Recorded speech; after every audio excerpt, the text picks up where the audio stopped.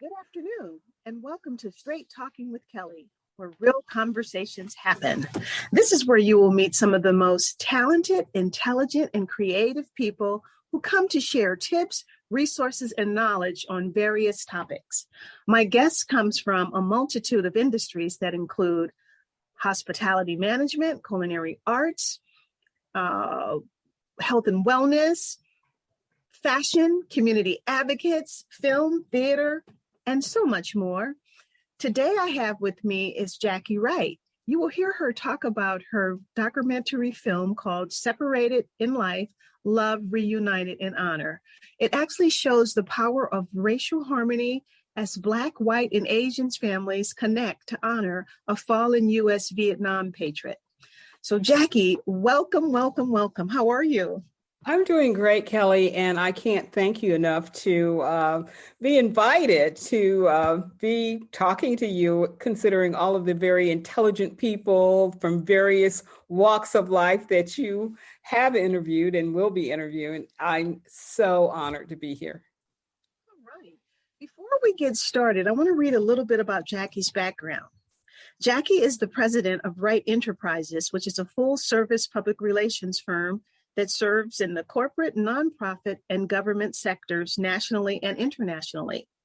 She's a seasoned media professional with over 20 years of media experience, including more than a decade of award-winning journalism in radio and television, print, and internet communication.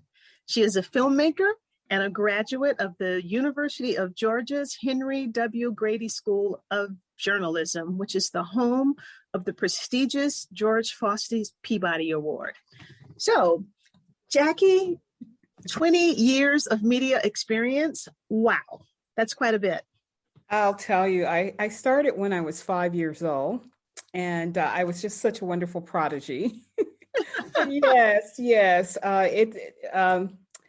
It is my heart. Media is my heart. Everything that I do is tied back to it in some way, shape, form, or fashion. So I really appreciate that. All right.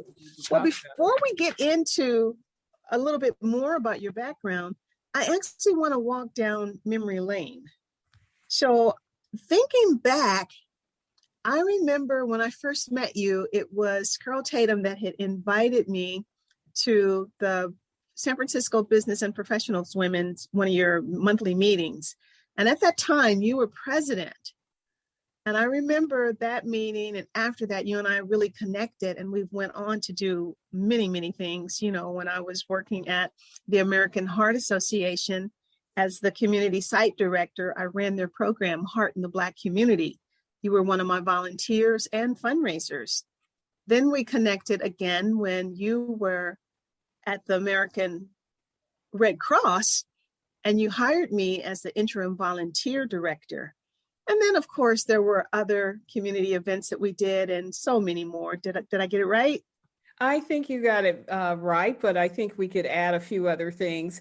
And I could say, I guess I do qualify as one of the intelligent people you interview, because I was smart enough to hire you to be the volunteer director. Somebody walked out one day and I picked up the phone and said, hey, I need some help. The next day you came in and you did that work in half the time that the regular volunteer directors had done previously. So I really appreciate that fact that you came to my call. And you didn't mention about primed and prepped, and I'll tell you, I really appreciated walking through that journey with you, where you were changing the lives of young men and young women through the culinary arts. As a result of hanging out with you, I was able to be at some top hotels, dealing with some top chefs in the Bay Area, and it was just really wonderful.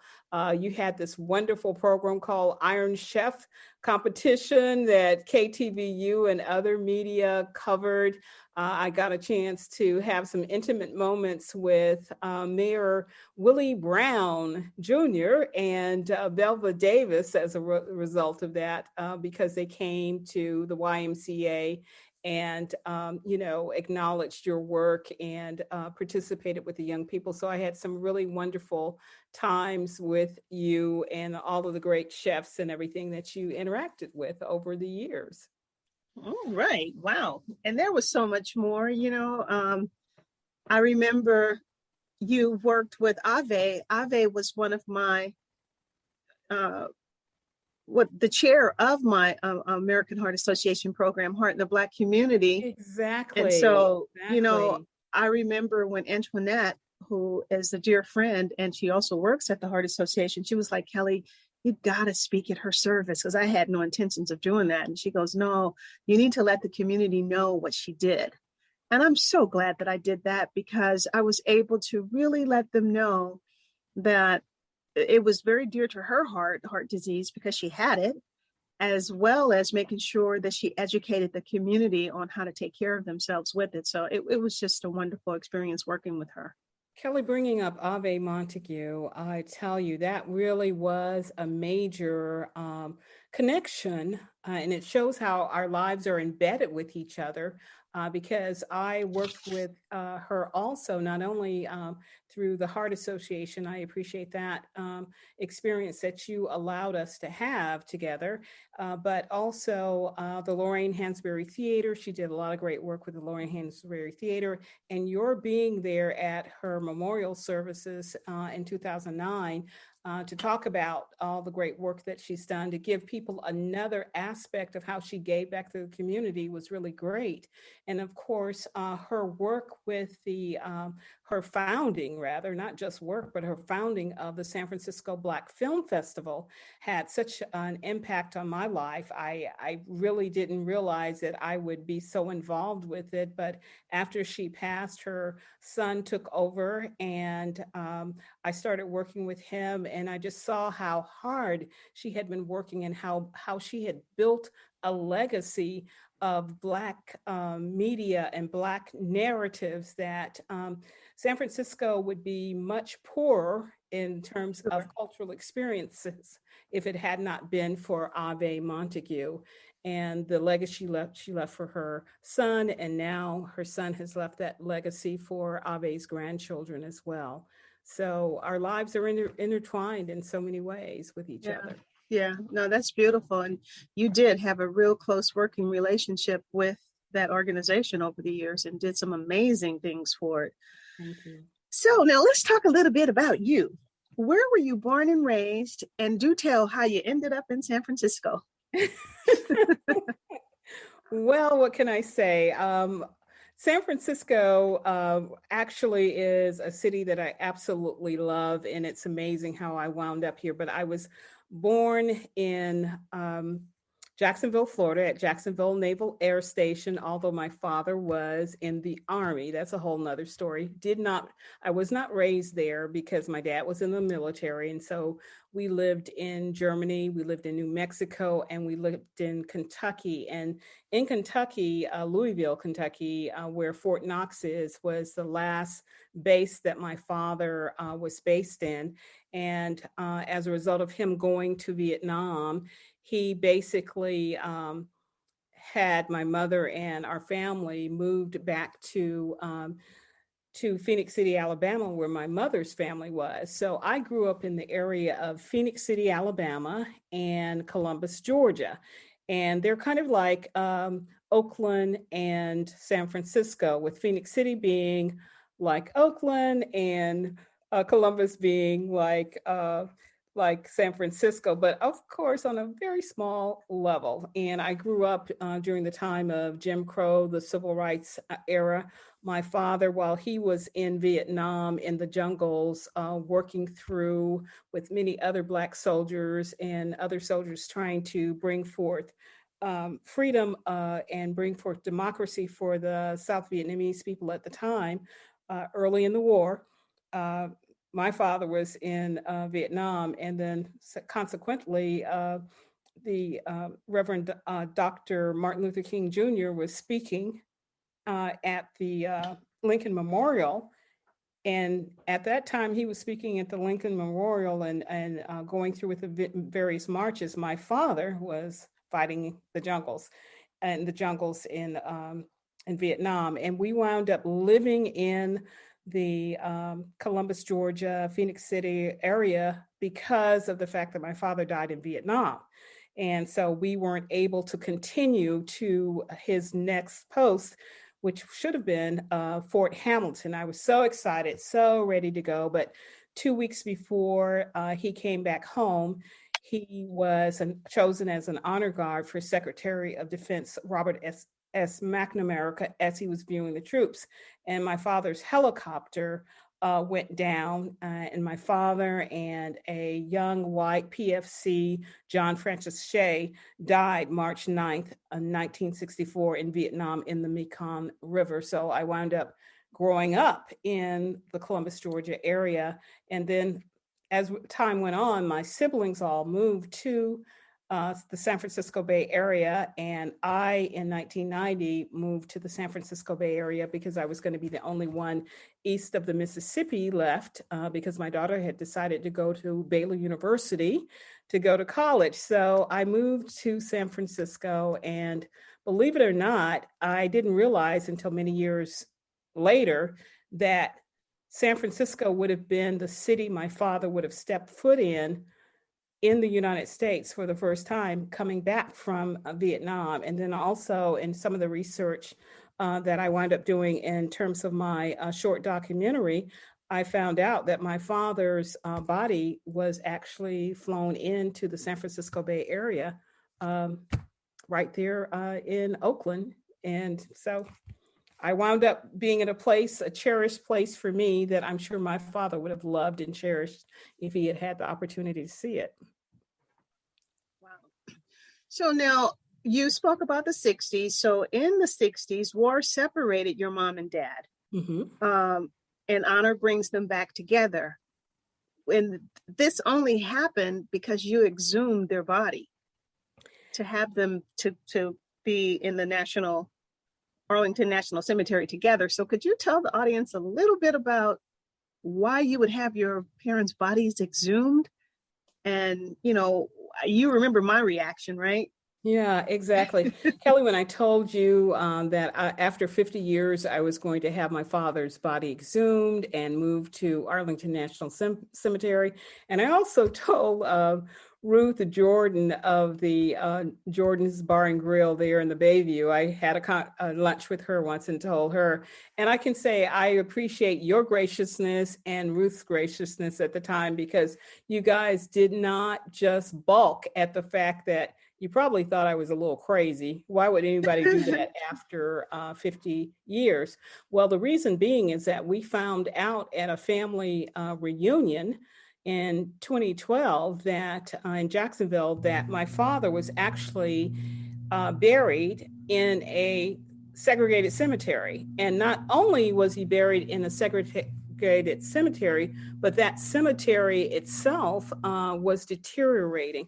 And if you don't mind, I'm just going to share with you your audience what I saw in terms of going to that family reunion. And when I went, this up here is where my father's vault was, and you can see right here, this is the headstone. And my goodness, you couldn't even read his name. And this picture right here is a close-up. And this picture is actually in the San Francisco Bayview newspaper, thanks to the Bayview that covered that story. And you can see it was just it was terrible.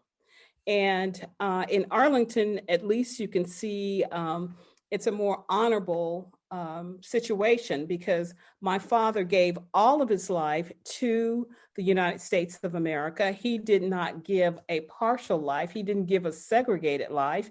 So I felt that he should be honored. And then we found out that my mother also could be buried there. So you can see at the back of this tombstone right behind my father is my mother's name, and the fact that she was his wife and had 4 children. And the interesting thing is they both died on March 9th. March 9th, 1964 for my father, and 6 years later, my mother died March 9th, 1970.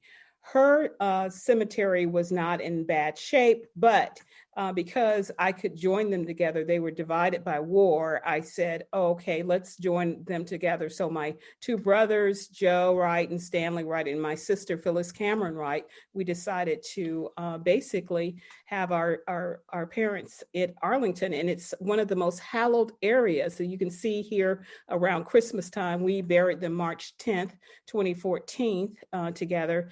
And then there was this wonderful celebratory Christmas wreaths where wreaths across America, they honor the military. And then you see the stark difference between that and this. And so that was one of the reasons, just because my father had given so much, why should he be buried in a segregated cemetery and everything? And so it was just because of that we were motivated to have the ceremony. I remember when you and your sister Phyllis went to Vietnam. What was that like, and what did you uncover while you were there? That was a really a wonderful time that my sister and I went there. We had no expectation whatsoever of going to Vietnam at all. We had the ceremony in 2014, and then in June of 2015, we went to Vietnam. And the reason we went to Vietnam, as we found out that my sister's international MBA program at Cal State East Bay was going to Vietnam. And we didn't find that out until several months into the program that my sister found out about that and everything. So we went from the ceremony to Vietnam. And if you don't mind, I'd love to share with you, not the ceremony and not my sister and I in Vietnam, but the ceremony itself that kind of prompted us to be more encouraged to go to Vietnam. It's only just 1 minute, a minute and 11 seconds, but it kind of gives you an idea of what prepared us and why we eventually went to Vietnam. So I'm going to just share this clip with you, your audience.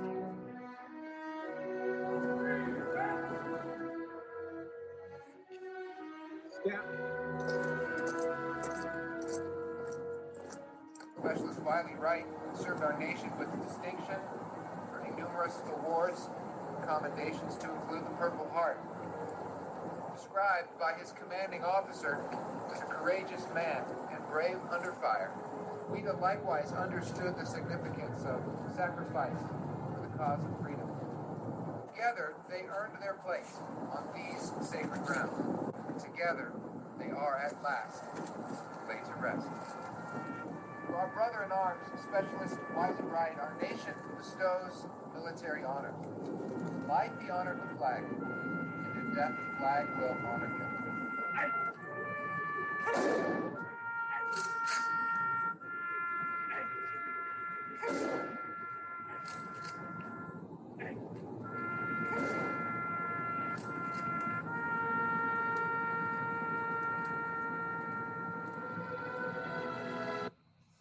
So you can you see right there, that was one of the reasons that we went, because of the fact that we were able to honor our father. There were some things. Hey, what's going on? And you must excuse me right here. I haven't.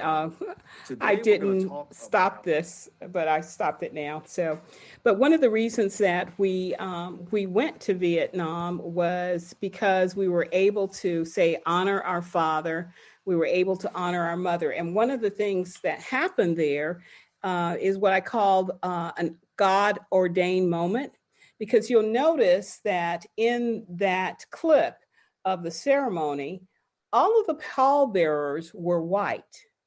And it was so significant to us that, wait a minute, our father was in a segregated cemetery. And then when we moved him to Arlington National Cemetery, all the pallbearers were white. we didn't pick up the phone and say, hey, would y'all make sure that the men that are honoring our father, the soldiers honoring him, will be all white because he was discriminated against and put in a segregated cemetery? We didn't do that. And so going to Vietnam was one of those God ordained moments too, because we had no expectation to go to Vietnam at all. And when Phyllis signed up for this class, she didn't know they were going to Vietnam. And so when she decided to go, when she was going about a month before, I gave her a checklist of everything. I said, hey, when you get over there, I want you to make sure that you find the studio where Daddy had the last anniversary gifts for Mom and himself done. And I want you to go to not only there, I want you to go to the camp area where it was named after Daddy and First Lieutenant Kenneth Shannon. And so it's the Shannon Wright compound. Find that, Phyllis. And then also I want you to do a ceremony at the Mekong River and honor Dad. And so she was like, whatever, Jackie. Exactly. Big sister had all of these things lined up for what little sister was going to be doing, and it's like, okay, wait a minute here. And I said, Phyllis, let me just go with you. So we went ahead 4 days ahead of her class from Cal State East Bay. And we, in 1 day, were able to do all those things. We found the Shannon Wright compound. We were able to find the family of the Vietnamese artist that had done the last anniversary gift for our mother. And we were able to do a ceremony honoring all of the soldiers and the 114th Aviation Company that my father was a part of, and then also the Vietnamese that had died as a result of the Vietnam War.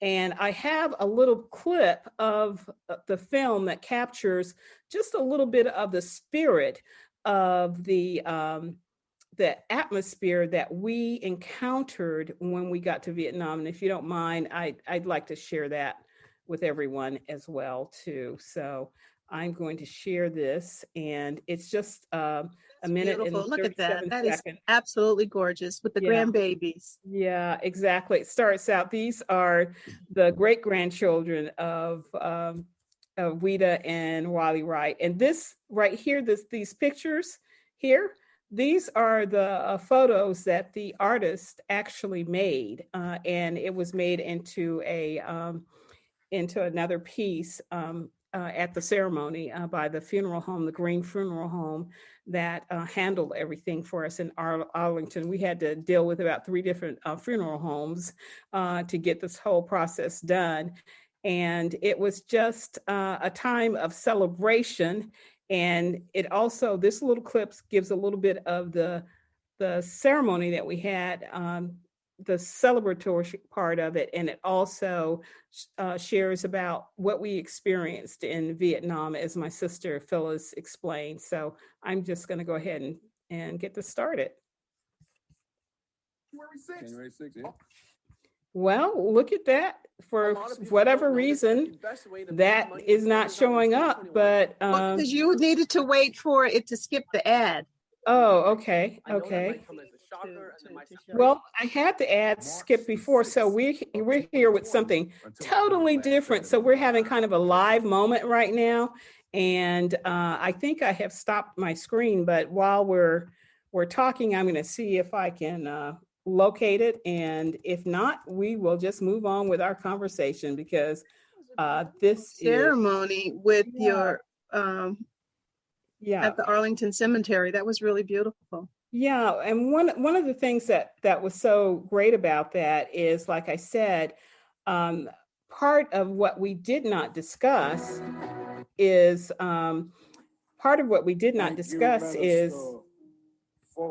this. Wow, this is just really quite the experience today. What we did not discuss is the families that came together, with honoring my father and honoring my mother. And it was like an Asian family, and also it was a Black family, and it was a white family.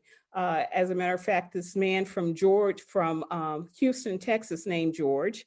You're going to see a little bit about that too. And I'm going to share this now after these little mishaps that have occurred. So here we go. There is so much power in your own stories, and there's history in your stories. And it's just been an amazing ride. Love united them again after 50 years. This is not a sad occasion, but a celebration and honor for all attending here today.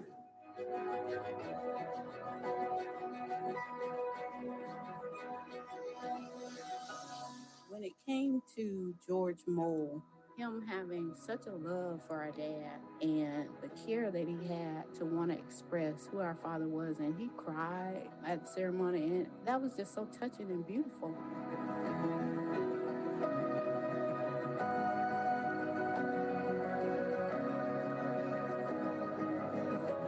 When I went to Vietnam, people were so friendly. Just being at the home of the family, it felt like being at my grandmother's house.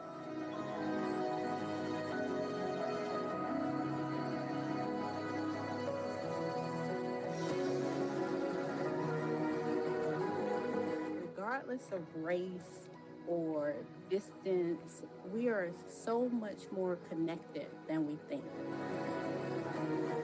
And let's start remembering that.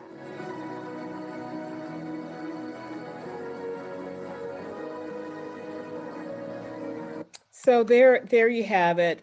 Just a little bit Beautiful. of that That was 15 awesome. minute documentary and everything. And I think in that few moments, it shows something. Number one, that Asian family, the family of the man that made those photographs of my mother and father, they were so welcoming to us. As Phyllis said, they basically, we felt like we were at our relatives' homes, at our grandmother's house, as Phyllis said. And what's so wonderful about that, they gave us something to drink. They gave us something to eat. They enjoyed the moment as we talked to them about the significance of that gift that their father had made for our father to give to our mother. And when you think about it, Kelly, if somebody were to knock on your door after 50 years, you've never seen before, somebody from a foreign land, somebody from a totally different culture, different race, and they knocked on your door and they said, hey, your relative made something for our family and it's very important to us. What would you say? A lot of people would slam that door. It's like, who is this? These people are crazy. But they opened their hearts and they open their door to us. And that's one of the things that the film shows, just the fact that people on a human relations basis can connect with each other and have understanding for each other. And that makes all the difference in the world. That erases racism, that erases some of the hate that we have in the world by taking the time to know each other's story. So I thank you for giving me an opportunity to talk about our story, because it just shows that if we know more about each other, then we're going to be kinder and gentler to each other. So thank you. Even though I had a few Jackie, technical issues here and there. Hope everyone's forgiving. this is where real conversations happen, so it's okay. Now, I know that your film has been screened in several places. Could you let the audience know where some of those places were and what your intentions are for the future? Okay, great. It has screened at the San Francisco Black Film Festival. It has screened at the Oakland International Film Festival that was founded by David Roach, a dear friend of ours, right, Kelly? Hi, David. And it also screened at the Veterans Film Festival in San Francisco, the San Diego Black Film Festival. In South Carolina, it screened at the Freedom Film Festival and won an award for being the best veteran film. And it also screened in Houston at the International Houston Film Festival and won an award there also. So it's been really great. And I tried to get it to as many film festivals as possible. But of course, it all depends on if I have the money at the time to put it into a festival, because it does cost. But my intention is for people to see this. I want to work with nonprofits and especially youth groups for people to understand a little bit about our history with the Vietnam War, and then also for them to see how families, that people who have a universal experience, because most of us do experience death in some way, shape, form, or fashion, that we can honor and respect each other, even though we may have differences. Even though we have some differences, one thing that makes us the same is our humanity and the fact that we experience life and death, and that we can be kind to each other. So I would ask your audience, if they're interested in making arrangements for screenings, to email me at lovereunited2014@gmail.com. That's lovereunited2014@gmail.com. And also there's a website, lovereunited.org. That's lovereunited.org. And they can find out more about the film, and they can see, why I think it's so special. And it's an inspirational film, and it's not something that's sad, but it encourages us to do the most that we can with our lives and to respect and honor each other. That is so beautiful. Absolutely beautiful. So I am just so glad that we actually had this opportunity to talk about your film, and the video clips really bring it home, especially that cemetery. It was just like, what a difference that made, so I was very grateful to see that. Now, kind of segueing out of this, I would like to ask you, who were 3 people that have inspired you? Okay, 3 people. Just 3. I know it's difficult, but nail it 3 down people to 3. that has inspired me. I know, inspired me. Okay. I would just say, first of all, my mother and father, because they were salt of the earth people. They loved one another, had a strong love for one another. The fact that my father made arrangements to have insurance money available if he died when he went to Vietnam. Before he went, he made sure that there was insurance on his life. And so my mother was able to take that money, and she was able to build a home, and she built it utilizing a Black contractor in the 1960s, which was very rare, by the name of Ed Stovall, and made a very distinctive home in Columbus, Georgia, 1103 Bedford Avenue. And if in Columbus, Georgia, and if people were to Google that, they would see how significant it is, because it was made out of Tennessee stone. And it was all because my mother opted to go with a Black contractor. So, and that home right now is utilized as a place for elders where they can live their latter lives. So it has a purpose. Wow, nice. My cousin, Katie Morris, bought the home and turned it into an elder care service. So that's another story in and of itself.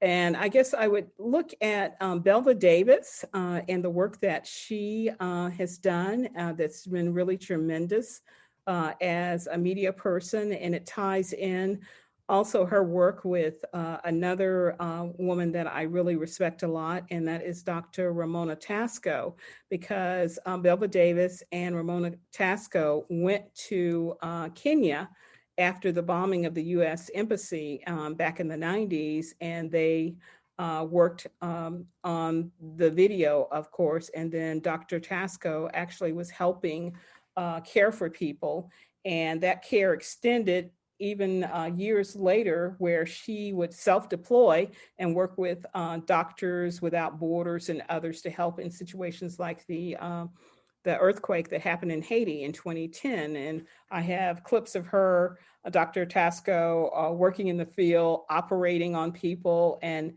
there are just so many wonderful people in that I could name in the Bay Area that have just done marvelous works. But I guess I would just focus on my parents as a couple, Belva Davis, and also Dr. Ramona Tasco. So I really appreciate that. And one point that I didn't mention, but I think that's significant, is my father as honor guard for Secretary of Defense Robert S. McNamara, who was there viewing the troops. His helicopter went down during that time and killed my father and a young white man, John Francis Shea, who was like 3 weeks from being 21 years old. So you have someone like my father, who was 32 years old at the time, and you have a 20-year-old that perished. This is a kind of a picture of America. And McNamara witnessed their deaths. And to me, it was like an omen to him that, hey, this war is really going to affect American people, whether they're Black or white. And he continued on with his strategy that really intensified that war that wound up killing 58,000 people. And if they had just adjusted early on, if he had just paid attention to that sign of him witnessing a young white boy and a young black man dying, that maybe the story would have been a little bit differently. It would have ended differently. So that's what I say to that. That story is pretty deep, and there's so many layers to it. And I know that you can go on and on with it.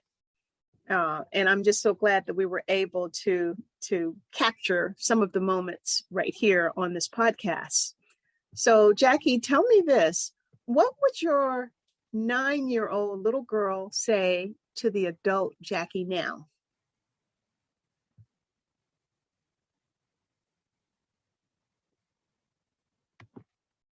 I think we got a little freeze going on here. You froze on me. Can you hear me?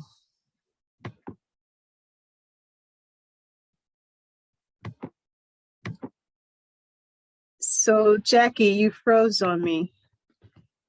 Okay, so I think what's going to happen is we're going to see if Jackie comes back.